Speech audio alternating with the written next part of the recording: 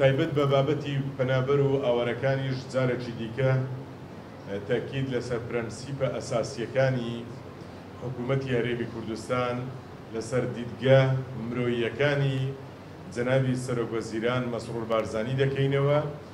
هەرێمی کوردستان بە هەولێر لە ناویشیدا وەکو پەناگەیەک و شوێنێکی ئارام ماڵی ئەو ئازیزانەیە کە بە هەر هۆکار و هۆیەکەوە چ ئاوارەن و چ پەنابەرن لێرە داخستنی کەمپەکان و بڕیاری حکوومەتی عێراقیش لەلایەن حکوومەتی هەرێمی کوردستانەوە بابەتێکی ڕەتکراوەیە کە ئەو بڕیارێکە خزمەت بەو خۆشەویستانە ناکاتن و گەڕانەوەی ئەو کەسانەش بە زۆرە ملێ لادانە لە بنەما ئەساسیەکانی بەرگریکردن لە بنەماکانی مافی مرۆڤ.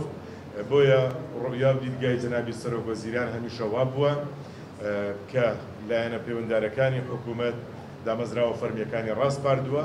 حکوومەتی هەرێمی کوردستان لەگەڵ گەڕانەوەی بە زۆرە ملێ نییە، بەڵام لەگەڵ گەڕانەوەی ئارەزومەندانەیە و ئێستاش لە عێراقدا ئەو هۆکارانێک کە خەڵک پێی ئاوارە بووە تا ئەمڕۆکەش بەردەوامن گرفتە ئەمنیەکانیان چارەسەر نەبووە. هەرێمی کوردستان و هەولێری پایتەخت لە بۆیان پەناگەیەکی ئارام دەمینێتەوە.